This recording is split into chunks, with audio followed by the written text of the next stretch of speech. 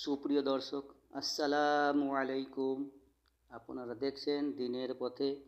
আজকে আলোচনা হবে সূরা আল-লাহাব নিয়ে। যেমন আল্লাহ সুবহানাহু ওয়া তাআলা বলেন, আউযু বিল্লাহি মিনাশ শাইতানির রাজীম, বিসমিল্লাহির রহমানির রহিম। তাব্বাত ইয়াদা আবি লাহাবিন ওয়া তাব। ধ্বংস হোক আবু লাহাবের দুহাত এবং সে নিজেও ধ্বংস হোক।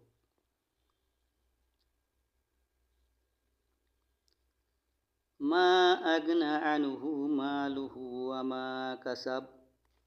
তার ধনসম্পদ এবং যা সে অর্জন করেছে তা তার কাজে আসবে না। সায়াসলা নারান যাতা লাহাব। অচিরে সে দগ্ধ হবে লেলিহান আগুনে। ওয়ামরাআতুহু হাম্মালাতাল হাতাব।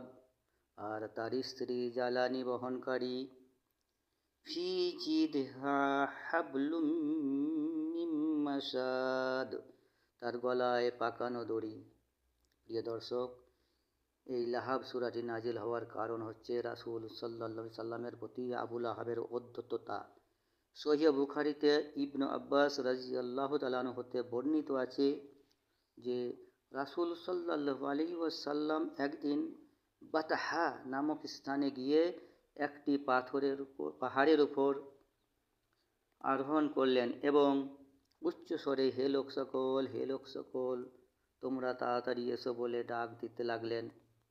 প্রিয় দর্শক, অল্পক্ষণের মধ্যেই কুরাইশরা সমবেত হলো। রাসূলুল্লাহ সাল্লাল্লাহু আলাইহি ওয়াসাল্লাম তাদেরকে বললেন, যদি আমি তোমাদেরকে বলি যে সকালে অথবা সন্ধ্যাবেলা তোমাদের উপর আক্রমণ চালাবে, তাহলে কি তোমরা আমার কথা বিশ্বাস করবে? সবাই সমস্বরে বলে উঠল, হ্যাঁ হ্যাঁ, অবশ্যই বিশ্বাস করব।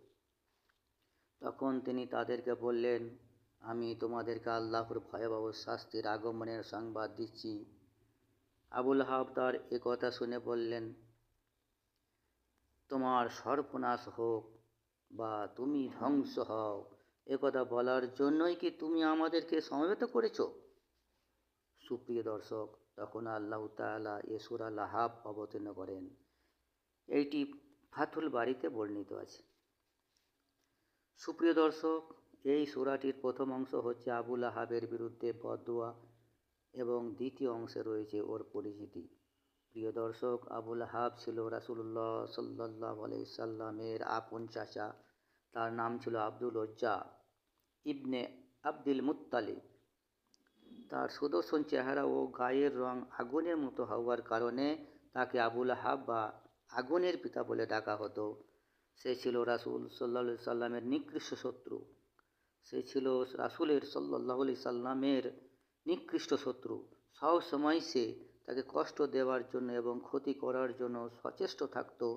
প্রিয় দর্শক, তার স্ত্রী উম্মে জামিল রাসূল সাল্লাল্লাহু আলাইহি সাল্লামের চলার পথে কাঁটা পুঁতে রাখত। রাসূল সাল্লাল্লাহু আলাইহি সাল্লাম যেখানেই কালেমার দাওয়াত দিতেন, এমনকি আবু লাহাব সেখানে গিয়ে লোকদের বলতো, এর কথা শোনো না, এ একটা পাগল, এ পাগল হয়ে গেছে। প্রিয় দর্শক, তাই আল্লাহ তাআলা বললেন, ধ্বংস হোক আবু লাহাবের হস্তদ্বয় এবং ধ্বংস হোক সে নিজেও। তার ধনসম্পদ ও তার উপার্জন তার কোনো উপকারে আসবে না। অচিরেই সে শিখা বিশিষ্ট জাহান্নামে প্রবেশ করবে এবং তার স্ত্রীও, যে জ্বালানি বহন করে, তার গলদেশে খেজুর বাকলের দড়ি রয়েছে। প্রিয় দর্শক, অপরের ক্ষতি করলে নিজেরই ক্ষতি হয়। এই জন্যই আল্লাহ তাবারক ওয়া তাআলা অপরের ক্ষতি করার থেকে পৃথিবীর মানুষকে সতর্ক করার জন্যই এই সূরা নাজিল করেছেন। প্রিয় দর্শক, আজ এই পর্যন্ত। আবার দেখা হচ্ছে পরবর্তী এপিসোডে অন্য কোনো বিষয় নিয়ে। অপরের ক্ষতি করা থেকে বিরত থাকুন, সুস্থ থাকুন, ভালো থাকুন। ভিডিওটি লাইক ও শেয়ার করুন, পৌঁছে দিন সকলের কাছে। আর সাবস্ক্রাইব করে সঙ্গে থাকুন দিনের ব্যাপারে কিছু শেখার ও জানার জন্য। আসসালামু আলাইকুম। আল্লাহু হাফিজ।